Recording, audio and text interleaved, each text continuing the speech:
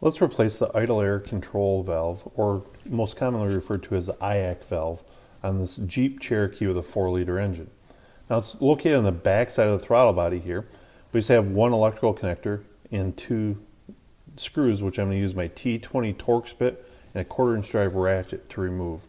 So let's go ahead, disconnect the electrical connector. I'll grab my ratchet here, and hopefully these screws aren't seized. Nope, that one came loose. And so we're going to remove both these screws and pop out our old IAC valve. Now that we got both screws out, I have to do a little bit of wiggling here, and I can pop out the old IAC valve. And we compare it to our new one, and you'll notice, hey, there's an O-ring missing on the original one. So let's pull that off, clean the surface before we install our new one. Other than that, everything looks the same.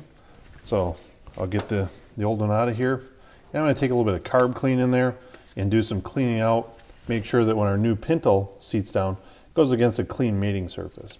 Once that's all done, we'll be ready to install our unit and tighten up the two bolts. Well, we've got the lower bolt tightened up. Finish snugging up our top one here. Take my electrical connector and plug it back in to the new unit here. Make sure it clips in place good. And now I'm also going to take a rag with some carb clean and clean out the throttle body and make sure everything's good and clean inside of there. Then it's not a bad idea to erase the ECM memory, and we'll start the vehicle up. It's going to idle a little high or maybe a little low at first, but we want to let it idle for 2 minutes in park, and then 2 minutes in gear with our foot on the brake. Let this IAC kind of settle down and learn its new position. And then we need to drive the vehicle at least 40 miles an hour down the road, and then do a close throttle decel and let it relearn the new minimum idle position.